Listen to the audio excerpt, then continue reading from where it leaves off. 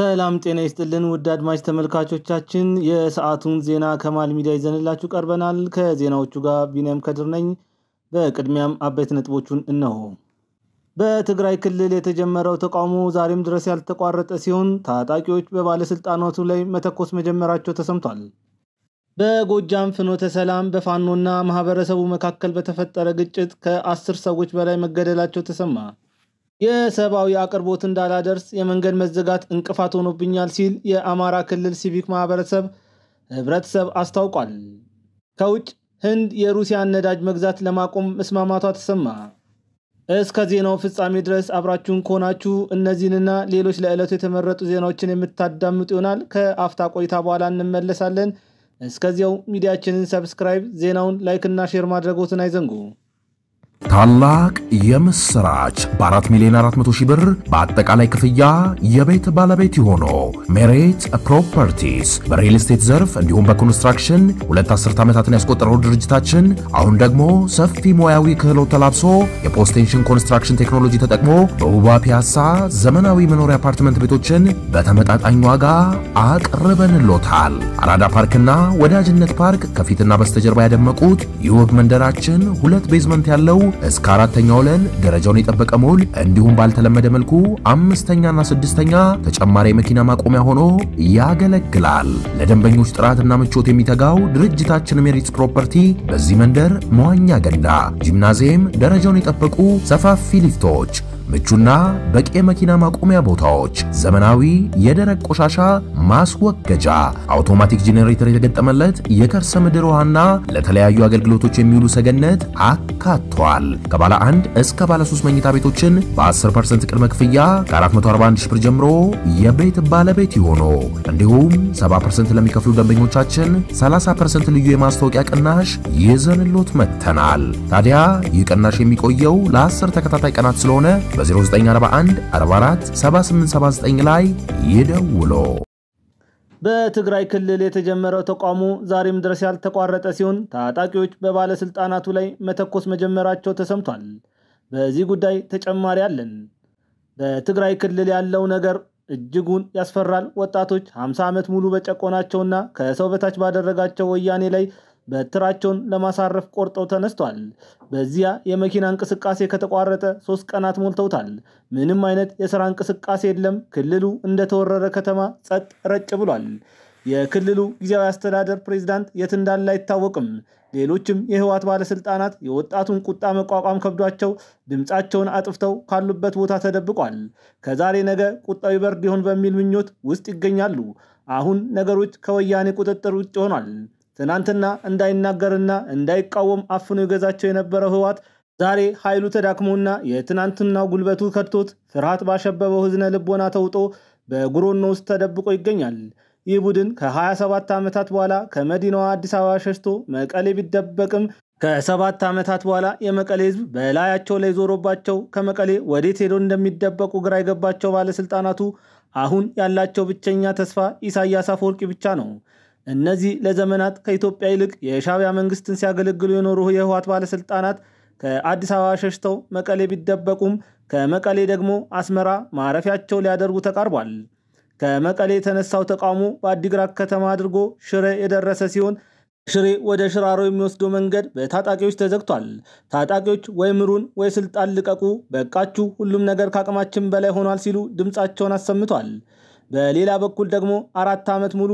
ተስፋ ይሰለቻል እናንተ ባለስልጣናቱ እየበላችሁ እኛ ጾማችንን ማደር ሰልችቶናል እኛ አልጋ ላይ ተኝተን ይዋልን እናንተ ሆቴል ለሆቴል ስትዝናኑ ትውላላችሁ በቃ ደክሞናል ከዚህ በላይ እናንተን የምንሸከምበት ጫንቃ የለንም ሁሉም ነገር ደክሞናል ስልጣን ልቀቁ እኛ የህሊና እስረኛ ሆነናል ቤተሰቦቻችን ደግሞ በኑሮ ታስረዋል ተስፋ የሚባል ነገር ሰልችቶናል ወይ ስልጣን ልቀቁ ወይ በትክክል አስተዳደሩን ይያሉ ያልተቋረጠ ተቃውሞ ያሰሙ ይገኛል የህዋት ቀብር የተቃረበ ይመስላል ሁሉም ነገር ጠብስል ስደፍን ሆኖበታል በክልሉ የተነሳው ረብሻ ያስጨነቃቸው ባለስልጣናት የክልሉን ታጣቂዎች ለማነጋገር ቢሞክሩም ታጣቂዎቹ ግን እስካሁን ድረስ እናንተን ስንሰማ ቆይተናል አሁን እናንተ እኛን ልትሰሙ ይገባል ሲሉ ተናግረዋል ከታጣቂዎች መካከል አንድ ወጣት ለህዋት ባለስልጣናት እኔ 20 ዓመቴ ነው ግን የ80 ዓመት መስያለሁ። አንተ ደግሞ የ20 ዓመት ወጣት መስለካል።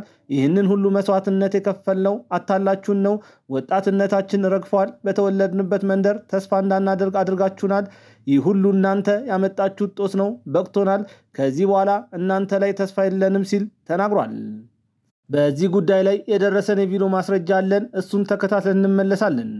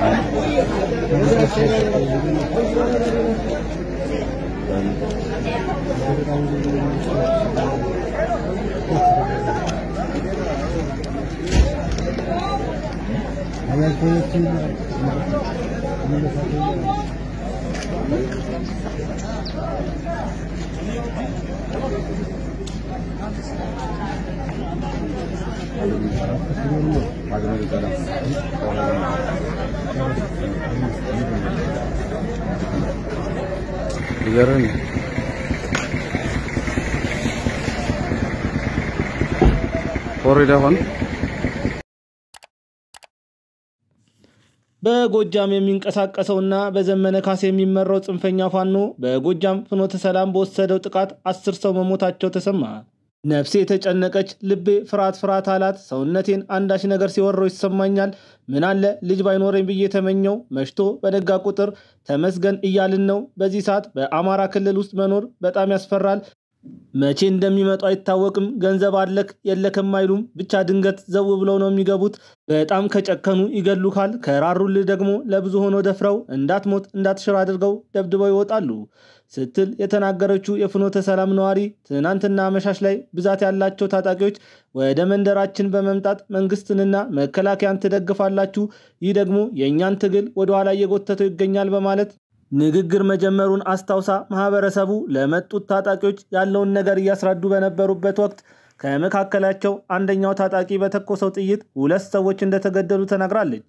በኋላም በአካባቢው በተነሳው ግርግር ማህበረሰቡና የታጠቁ አካላት እርስ በርስ በፈጠሩ ግጭት ከ10 ሰዎች በላይ መሞታቸውንና ለጊዜው ቁጥራቸው በውል ያልታወቁ ሰዎች መቁሰላቸውን ምንጮቻችን ገልጸውልናል።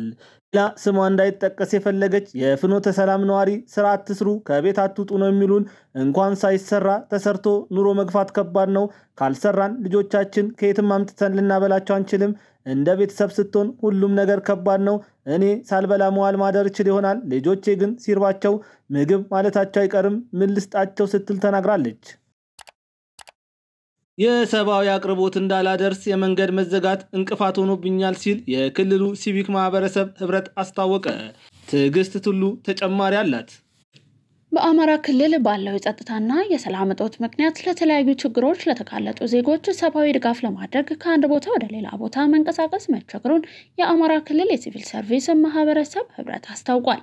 በግጭቱ ሳቢያም በርካታ የመብት ጥሰቶች እየተፈጸሙ በመሆኑ የእርዳታ አቅርቦትን በተገቢው መንገድ ተደራሽ ለማድረግ አስቸጋሪ ሆኗል ሲልም ህብረቱ ገልጿል። የክልሉ ሲቪል ማህበረሰብ ህብረት ዋና ዳይሬክተር አቶ ንጋቱ ደስታ እንደገለጹት በክልሉ የተለያዩ አካባቢዎች እየተካሄደ ባለው ግጭት ምክንያት በተለይ የህፃናት የመማር መብት፣ የዜጎች ከቦታ ቦታ የመንቀሳቀስና ተገቢውን የጤና አገልግሎት የማግኘት መብት እየተጣሰ መሆኑን ገልጸዋል። አክለውም ለተለያዩ ችግሮች ለተጋለጡ ዜጎች ድጋፍ ለማድረግ ባለው የጸጥታ ችግር ምክንያት ድጋፍ ሰጪ ቡድኖች ለደህንነታቸው በመስጋት በየብስ ትራንስፖርት ተንቀሳቅሰው ከመስራት ይልቅ የአውሮፕላን ጉዞ መምረጣቸው የሰብአዊ ድጋፍ የማድረግ ስራቸው ላይ ከፍተኛ እንቅፋት መፍጠሩን ለአሃዱ ገልጸዋል።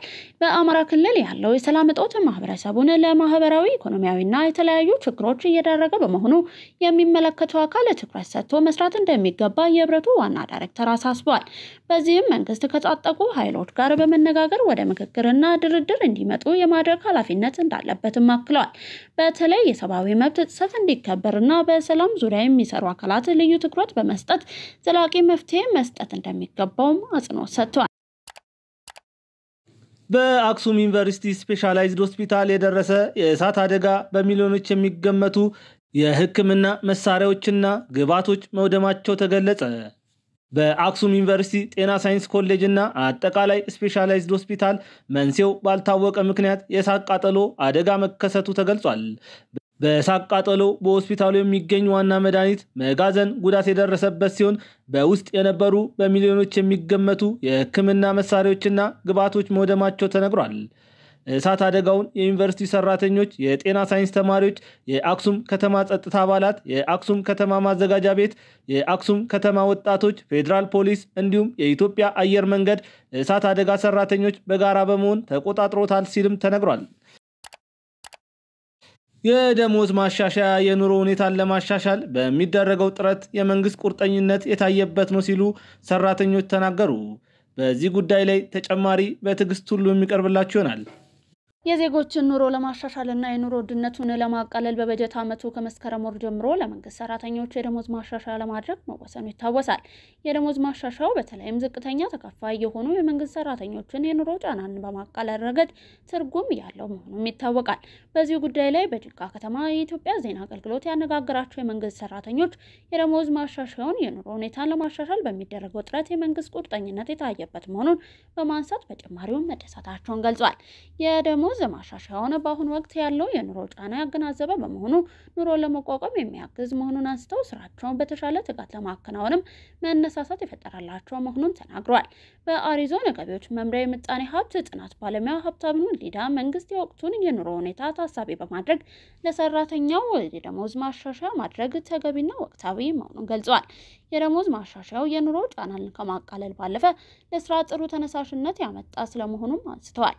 በክልሉ ትምህርት ቢሮ ውስጥ የሚሰሩት አቶ ሳሙኤል ሻሌቦና በደቡብ ሬዲዮና ቴሌቪዥን ድርጅት የጂንካ ቅርንጫፍ የሚሰሩት ወንድማገኝ በቀለ የደሞዝ ማሻሻያው እየጨመረ የመጣው የኑሮ ውድነትን ለመቋቋምና ለሰራተኛው የስራ ብርታት ተጨማሪ አቅም መሆኑን የገለጹት የአሪዞና ፐብሊክ ሰርቪስ መምሪያ ኃላፊ አሸብር ገሊሶ የደሞዝ ጭማሪው የኑሮ ሁኔታን ታሳቢ ያደረገና ሰራተኞችን ይበልጥ ለማበረታታት ያለመ መሆኑንም አንስተዋል።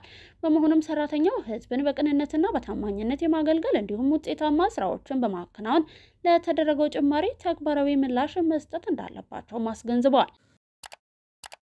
በአማራ ክልል የተቋማትን አገልግሎት አሰጣጥ ደህንነቱ የተጠበቀ ፈጣንና ቀልጣፋ ለማድረግ የሚያስችል የተቀናጀ ጥረት እየተደረገ መሆኑን የክልሉ ርዕሰ መስተዳደር አረጋ ከበደ ገለጹ። የሳይበር ደህንነት የዲጂታል ኢትዮጵያ መሰረት በሚል መሪ ሐሳብ 6ኛ ሀገር አቀፍ የሳይበር ደህንነት ወር በባህር ዳር እየተካሄደ ይገኛል። በመድረኩ ላይ በመገኘት ንግግር ያደረጉት የአማራ ክልል ርዕሰ መስተዳደር አረጋ ከበደ የመንግስት አገልግሎት አሰጣጥን ዘመኑን በሚመጥን መንገድ በቴክኖሎጂ የታገዘና ደህንነቱ የተጠበቀ ማድረግ አስፈላጊ መሆኑን ገልጸዋል። የኢፌድሪ ፕሬዝዳንት ታዬ አጽቀሥላሴ የካቶሊክ የእርዳታ ድርጅት ወይም ሲአርኤስ በኢትዮጵያ እያከናወናቸው ያሉትን የልማት ስራዎች አድንቀዋል።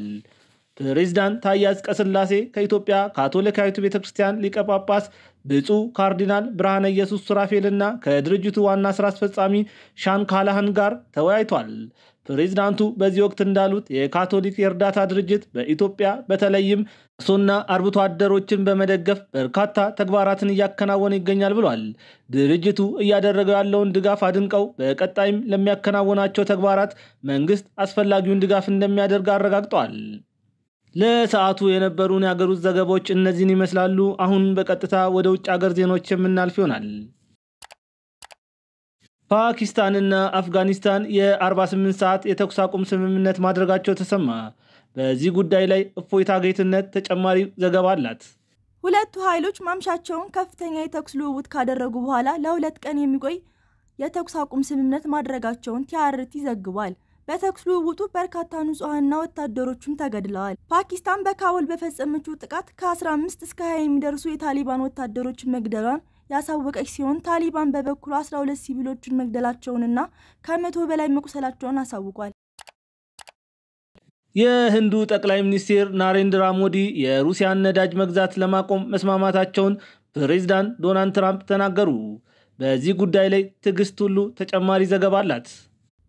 አሜሪካ የዩክሬንን ጦርነት ለማስቆም የሚደረጉትን ጥረቶች አካል በማድረግ በክሬምሊን ላይ የኢኮኖሚ ጫናዎችን ማሳደር ትፈልጋለች። ትራምፕ ለጋዜጠኞች ሲናገሩ ህንድ በአጭር ጊዜ ውስጥ ከሩሲያ ነዳጅ መግዛት እንደምታቆም ከሞዲ ማረጋገጫው ማግኘታቸውንና ይህም ትልቅ እቀባ መሆኑን ገልጸዋል። በዋሽንግተን ዲሲ የሚገኘው የህንድ ኤምባሲ ቃል አቀባይ በጉዳዩ ላይ አስተያየት አልሰጡም።